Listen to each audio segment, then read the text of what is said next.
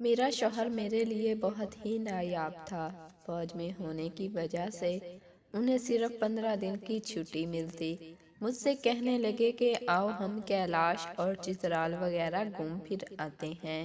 گھومیں گے پھریں گے تو دماغ تر و تازہ ہو جائے گا۔ ویسے بھی میری صحبت تمہیں پھر میسر نہیں ہوگی۔ میں اپنے شوہر کی یہ باتیں سن کر پریشان ہو جاتی تھی۔ 15 دن بعد ان کی چھٹی ختم ہو جانی تھی، اس لیے ہم لوگ شام کو ہی گھر سے نکل پڑے تھے۔ پھر ہمیں یہ نہیں پتا تھا کہ وادی کیلاش جیسی خوبصورت جگہ میں ہمیں کیا کیا دیکھنے کو ملے گا، اور وہ واقعات جو ہمیں ساری زندگی بھول نہیں پائیں گے۔ خیر، مختصر یہ کہ میں اپنی کہانی شروع کروں گی۔ یہ شام کا وقت تھا جب ہم لوگ وادی کیلاش میں پہنچ چکے تھے۔ وادی میں کافی ساری جگہیں ایسی تھیں جو کہ سیاحوں کے لیے بنائی گئی تھیں، اور یہاں پر ہوٹل وغیرہ بھی رہنے کے لیے مل جاتے تھے۔ اس سب میں کوئی مسئلہ نہیں ہوتا، لیکن وہاں پر بدقسمتی یہ ہوئی کہ ہم لوگ تقریباً رات کے 2 بجے وہاں پہنچے تھے۔ اب رات اتنی ہو گئی تھی، کوئی بھی ہوٹل کھلا ہوا نہیں تھا۔ جو ہوٹل کھلے تھے ان میں جگہ نہیں تھی۔ میں اور میرا شوہر گاڑی میں ہی سونے کی تیاری کر رہے تھے کہ ہمیں دور سے ایک آدمی آتا دکھائی دیا۔ اس نے جگہ سا رکھا تھا، ہمارے قریب آ کر بولا، کیا بات ہے، آپ لوگوں کو کسی مدد کی ضرورت ہے؟ جی ہاں، ہمیں رہنے کے لیے ہوٹل نہیں مل رہا۔ تم لوگوں کا بجٹ کیا ہے؟ اس آدمی نے انگریزی لفظ بولا تو ہم حیران ہو گئے۔ یہاں پر وادی کے باقی لوگ کچھ اور طرح سے بول رہے تھے۔ اس آدمی کا لہجہ مختلف تھا۔ ہم نے اسے بتایا کہ بجٹ کی فکر نہیں ہے، ہمیں رہنے کے لیے ایک کمرہ چاہیے۔ بولا کہ یہاں پر بہت سارے لوگ ہوٹل کی بجائے گھروں کے کمرے میں رہتے ہیں، اگر تم لوگ مناسب سمجھو تو میرے گھر چلو۔ میں نے بھی 2-3 لوگوں کو اپنے گھر میں سٹے دیا ہوا ہے۔ میں وہاں پر تم لوگوں کو رہنے کے لیے جگہ اور کھانا پینا بھی مہیا کر دوں گا۔ مجھے تم لوگ ہوٹل والے پیسے ہی دے دینا، پر تم لوگوں کو سب سہولیات گھر والی ملیں گی۔ اس نے یہ بات پر مسکرا کر کہی تھی۔ ہمیں اچھا لگا کہ چلو کوئی تو مہمان نواز انسان نظر آیا جو کہ اس مشکل گھڑی میں ہماری مدد کرنے کو تیار ہے۔ وہ آدمی ہمارے ساتھ ہی گاڑی میں بیٹھ گیا اور ہمیں اپنے گھر لے گیا۔ اس آدمی کا گھر بہت ہی خوبصورت جگہ پر واقع تھا۔ ہم نے گاڑی کی لائٹ میں دیکھا، آس پاس کیلے کے بہت سارے درخت تھے۔ صحن میں کیلے کے پتے بکھرے پڑے تھے۔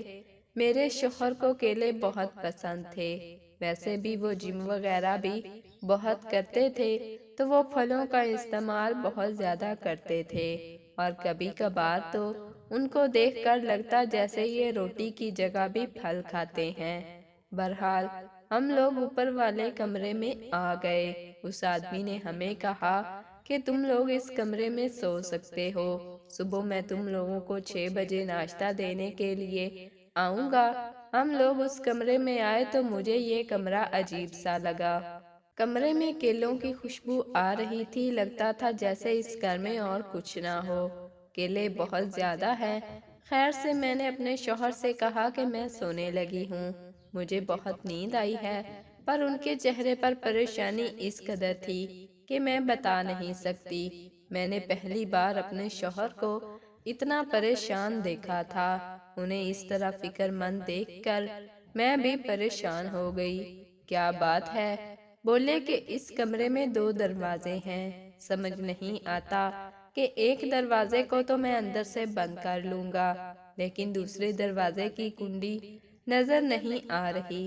وہ آدمی بھی سونے کے لیے چلا گیا ہے۔ مجھے اچھا نہیں لگ رہا کہ میں تمہیں اس طرح سونے کے لیے کہتا رہوں، اور یہ کمرہ بھی غیر محفوظ ہو، تو پھر کیا کرنا پڑے گا؟ میں نے اپنے شوہر سے کہا، کرنا کیا ہے، ہم نے ایسا کر لیتے ہیں کہ اس دروازے کو کھول کر دیکھتے ہیں آگے کیا ہے۔ ابھی ہم جاگ رہے ہیں، سو گئے تو سویا ہوا انسان موت کے قریب ہوتا ہے، ہمیں کیا پتا کہ کوئی یہاں آ کر کیا کر جائے۔ پھر میرے شوہر نے اس کمرے کے دروازے کو کھولنے کی بہت کوشش کی۔ بالآخر وہ دروازہ کھل گیا۔ آگے ایک اور کمرہ تھا جس میں قدرے اندھیرا تھا۔ ہم نے ٹارچ لگا کر دیکھا، وہ کمرہ کیلوں سے بھرا ہوا تھا۔ ارے اس میں تو کچھ بھی نہیں ہے، صرف اور صرف کیلے پڑے ہیں۔ میرے شوہر نے ہنس کر کہا، بس صحیح ہے، اس کمرے میں صرف کیلے پڑے ہیں جن سے ہمیں کوئی خطرہ نہیں۔ رات کو بھوک لگی تو میں اٹھ کر یہی کیلے کھا لوں گا۔ میں نے سنا ہے کہ دیسی کیلے بہت مزیدار ہوتے ہیں، اور ویسے بھی مجھے نہیں لگتا کہ میں یہاں کا کھانا پسند کروں گا، اس لیے میں یہ کیلے کھا کر گزارا کر لوں گا۔ میں اپنی شوہر کی بات سن کر مطمئن ہو گئی تھی۔ ویسے بھی میرا بالکل بھی دل نہیں چاہ رہا تھا کہ میں کوئی اور کام کروں، مجھے صرف نیند آ رہی تھی۔ میں سونے کے لیے لیٹ گئی۔ میری آنکھ کھلی تو میرے شوہر نے مجھے ایک عجیب بات بتائی۔ کہنے لگا کہ ہمارا دروازہ باہر سے بند ہے۔ میں ابھی تک سوچ رہا تھا کہ اس آدمی کو اتنی بھی تمیز نہیں کہ دو لوگوں کو کمرے میں بند کر کے نہ جانے کہاں چلا گیا۔ ہم یہ باتیں کر ہی رہے تھے کہ کمرے کے دروازے کے کھلنے کی آواز آئی۔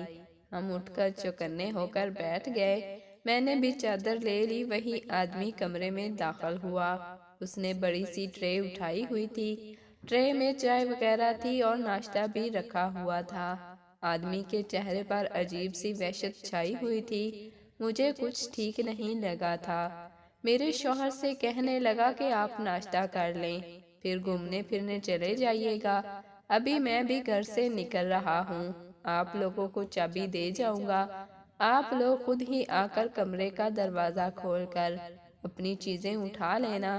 ہم نے اس کی بات پر کوئی اعتراض نہیں کیا، لیکن یہ بات عجیب تھی کہ اس نے ہمارے کمرے کے دروازے کو باہر سے بند کیا تھا۔ اس بات پر میرے شوہر بھی کافی زیادہ فکر میں تھے۔ خیر میں تو ناشتہ کرنے لگی، پر میرے شوہر نے کہا کہ میں ناشتہ نہیں کروں گا، تم کھانا کھاؤ، میں اس کمرے سے جا کر کیلے لے آتا ہوں، میں کیلے کھا کر گزارا کر لوں گا۔ یہ پراٹھے اور گھی والی چیزیں مجھے ہرگز پسند نہیں۔ میں ان کی پسند ناپسند کو اچھی طرح سمجھتی تھی، اس لیے میں تو ناشتہ کرنے لگی، جبکہ وہ خود جا کر اس کمرے سے 2-3 کیلے اٹھا لائے۔ ہم نے کمرے کا دروازہ اندر سے بند کر رکھا تھا، لیکن مجھے عجیب سا کھیل تھا۔ ایسا لگ رہا تھا جیسے کچھ بہت غلط ہونے جا رہا ہے، پر میں نے اپنے شوہر کو یہ بات محسوس نہیں ہونے دی۔ میں نے ناشتہ کیا۔ ناشتے کے بعد مجھے یاد نہیں کہ کیا ہوا، شاید مجھے گہری نیند آ گئی تھی۔ جب میری آنکھ کھلی تو میرا شوہر میرے پاس ہی بیٹھا تھا۔ احسان کہنے لگا کہ تمہیں سوئے ہوئے 2 گھنٹے گزر چکے ہیں۔ میں نے آنکھیں پھاڑ کر ان کی طرف دیکھا۔ ہمیں 2 گھنٹے کیسے سو گئی؟ میں تو ابھی ابھی جاگی تھی۔ ناشتہ کیا تھا میں نے؟ بس ہاں، ناشتہ ہی کیا تھا تم نے، لیکن لگتا ہے بہت لذیذ کھانا تھا جسے کھا کر تمہیں نیند آ گئی۔ انہوں نے سنجیدہ لہجے میں کہا، ان کے لہجے میں طنز بھی تھا۔ مجھے اپنے شوہر کا ناراض ہونا بالکل سمجھ نہیں آیا تھا۔ خیر میں اپنی جگہ سے اٹھی۔ میں نے دیکھا میرے شوہر نے کمرے کا دروازہ اندر سے کنڈی لگا کر بند کر رکھا تھا، اور کچھ بھاری چیزیں بھی دروازے کے آگے رکھی ہوئی تھیں۔ تھوڑی دیر کے بعد دروازہ بجنے لگا۔ میرے شوہر نے اندر سے پوچھا، کیا بات ہے؟ وہی آدمی تھا جو کہ ہمیں ناشتہ دینے آیا تھا۔ بولا کہ آپ لوگوں نے گھومنے پھرنے نہیں جانا کیا؟ میرے شوہر نے کہا، ہاں جانا تو ہے۔ بولا کہ پھر دروازہ کھول لو، میں نے تمہیں کچھ چیزیں دینی ہیں۔ یہاں گھومنے پھرنے کے لیے تمہیں ایک پانی کی بوتل کی ضرورت پڑے گی۔ میرے شوہر نے کمرے کا دروازہ کھولا۔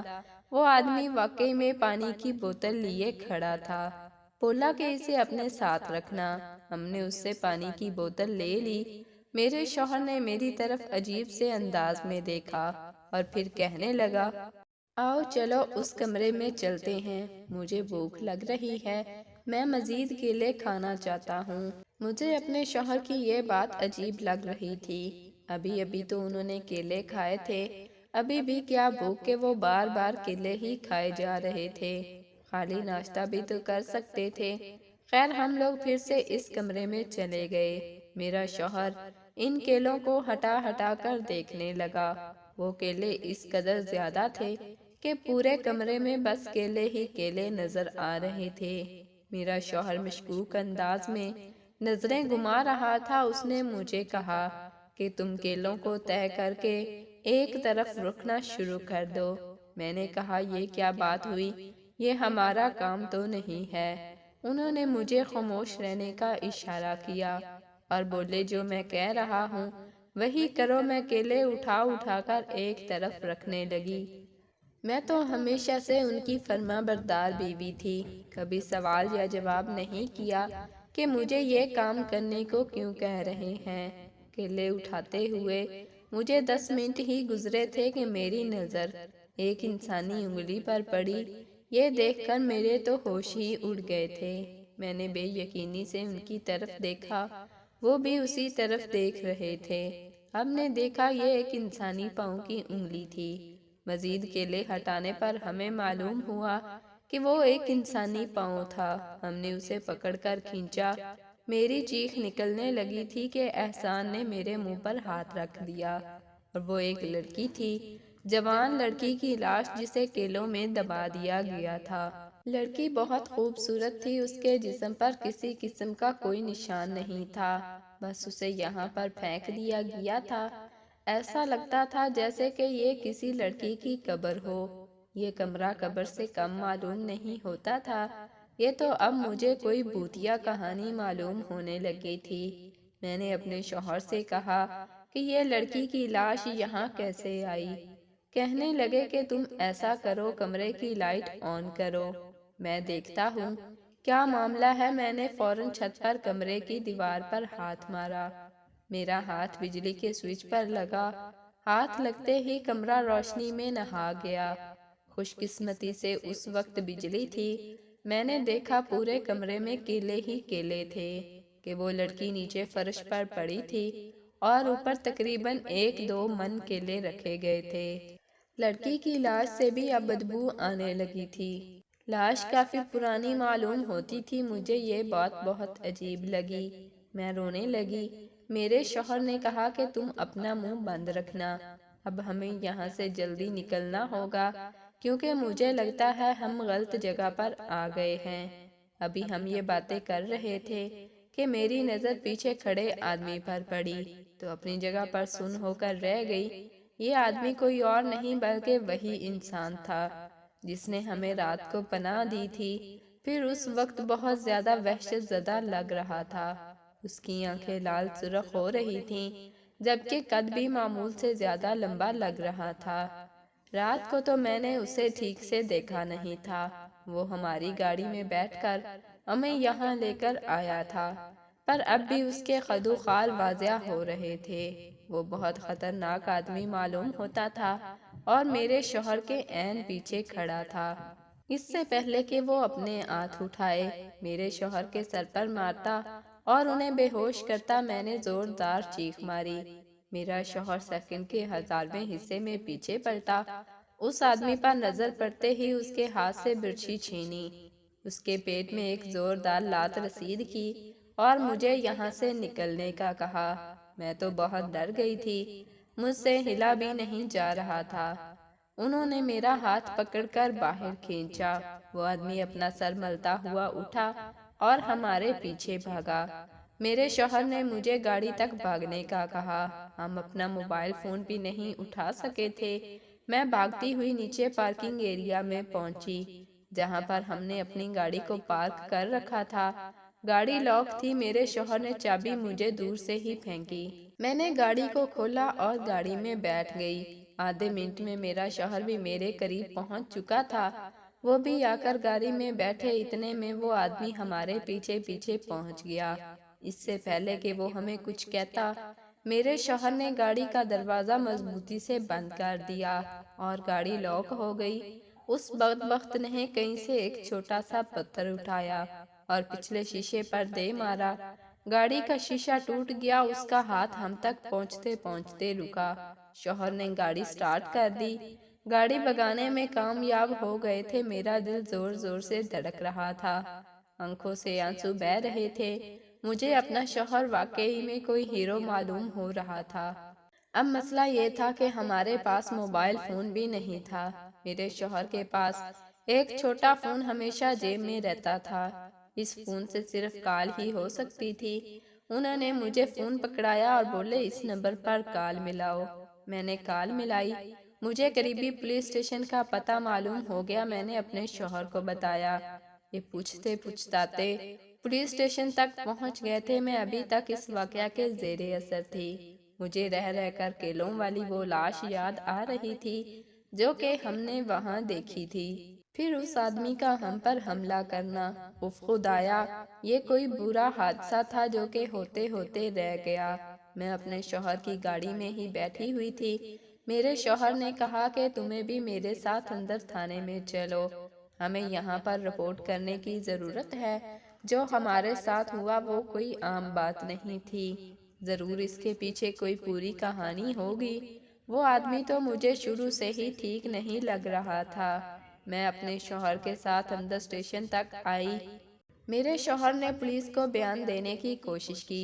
پولیس والا بولا صاحب آپ بھی عجیب باتیں کرتے ہیں، یہ علاقہ بہت پرامن ہے، یہاں پر لوگوں کی عجیب و غریب رسمیں ہیں، یہ کیلوں میں ہی اپنی لاشوں کو دفن کرتے ہیں، ہو سکتا ہے کہ آپ نے کوئی قبر دیکھ لی ہو اور اب آپ کا ہمارا دماغ خراب کر رہے ہیں۔ پولیس والا بڑے غصے میں لگ رہا تھا، کیلے میں لاش تو کوئی بھی دفن نہیں کرتا۔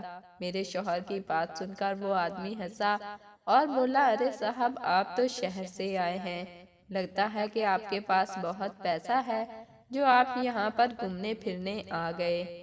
دراصل یہ گھومنے پھرنے والا علاقہ نہیں ہے، وہ یہاں سے 4 کلومیٹر کے فاصلے پر ہے۔ آپ لوگ غلط جگہ پر رکے ہیں۔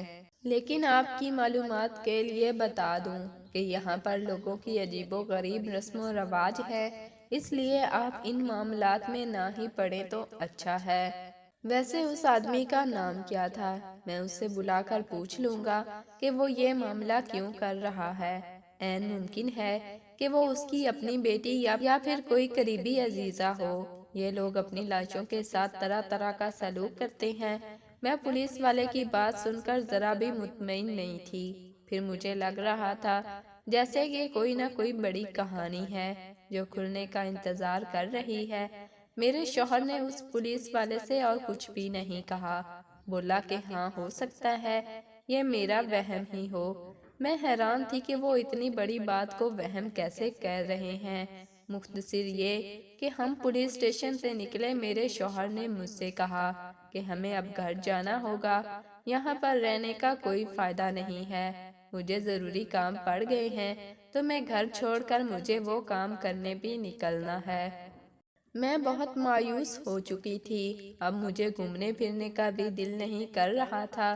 میرے ساتھ جو واقعہ اور حادثہ ہو چکا تھا اس کے بعد مجھے اپنا گھر ہی جنت لگنے لگا تھا۔ ہم لوگ تقریباً اگلے ہی دن واپس گھر آ گئے۔ گھر پہنچے تو میرا چہرہ اترا ہوا تھا۔ میری ساس نے مجھ سے پوچھا تو میں نے انہیں ساری کہانی منوان سنا دی۔ وہ اپنے سر کو ہاتھ مار کر بولی مجھے پتا تھا کہ تم لوگوں کے ساتھ یہی کچھ ہوگا، کیونکہ تم لوگ جس وقت نکلے تھے وہ کوئی اچھا وقت نہیں تھا۔ ایک دن بعد میں چلے جاتے تو یہ سب نہ ہوتا۔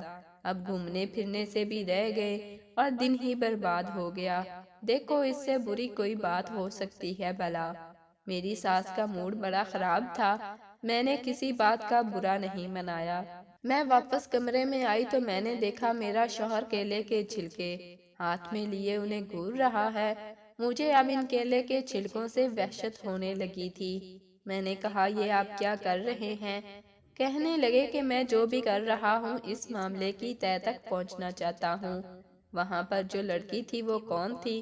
وہ آدمی کون تھا؟ تم نہ ہوتی تو میں اس سے اچھی طرح نبٹ لیتا، لیکن انسان کے ساتھ عورت ہو تو وہ کسی سے لڑ بھی نہیں سکتا۔ میرے شوہر نے غصے سے کہا کیلے کا چھلکا ہاتھ میں لیے بیٹھے ہیں، اس سے کیا ہوگا؟ پھینک دیں اسے، مجھے وحشت ہو رہی ہے۔ میری بات سن کر وہ بولے، میں چپ نہیں بیٹھوں گا، جا کر اس معاملے کی چھان بین کروں گا اور دیکھوں گا کہ وہ آدمی کون تھا جس سے اس لاش کو کیلے کے چھلکوں میں کیوں دبائے رکھا تھا۔ اچھا جانا ہے تو پھر چلے جائیں، یہ نہیں کہ اپنی بیوی کو وقت دے دیں۔ اتنے بڑے حادثے کے بعد آپ کو مجھے اکیلے چھوڑ کر جانا چاہیے۔ تم فکر نہ کرو، تم ایک فوجی کی بیوی اور بہادر ہو، میرے شوہر نے یہ کہا اور گھر سے نکل گئے۔ میں تو بس انہیں دیکھتی ہی رہ گئی تھی۔ تقریباً 2-3 دن گزر چکے تھے انہیں گئے ہوئے، میں ان کا انتظار کرتے کرتے تھک گئی تھی۔ چوتھے دن میرے شوہر دن کے تقریباً 2 بجے گھر آئے، ان کے چہرے پر خوشی کے پھول کھلے ہوئے تھے، وہ کافی تر و تازہ لگ رہے تھے۔ میں نے پوچھا کیا بات ہے، آپ کس کے ساتھ گھومنے پھرنے گئے تھے؟ مجھے تو لگتا ہے کہ آپ اپنی کسی محبوبہ کے پاس گئے تھے۔ یہ سن کر وہ زور سے ہنسے اور بولے، تمہیں پوری بات بتاتا ہوں، سن کر تم بھی خوش ہو جاؤ گی۔ میں اپنے شوہر کے پاس بیٹھی، اب ان کے چہرے پر پہلے کی طرح ہنسی نہیں تھی، سنجیدگی تھی۔ بولے کہ میں اس آدمی کے پیچھے ہی گیا تھا، وہ جگہ مجھے یاد تھی، وہ گھر بھی۔ اس دن میں نے پولیس کو اپنا تعارف نہیں کروایا تھا کہ میں فوج سے تعلق رکھتا ہوں، لیکن پچھلے 2 دنوں سے میں نے اپنی شناخت کا بھرپور استعمال کیا، اور پھر پولیس کو لے کر جب وہ آدمی کے گھر تک پہنچا تو وہ پہلے ہی چوکنا ہو چکا تھا۔ اسے معلوم تھا کہ میں نے جو کچھ دیکھ لیا ہے، اب میں کہیں نہ کہیں جا کر کسی کو ضرور بتاؤں گا۔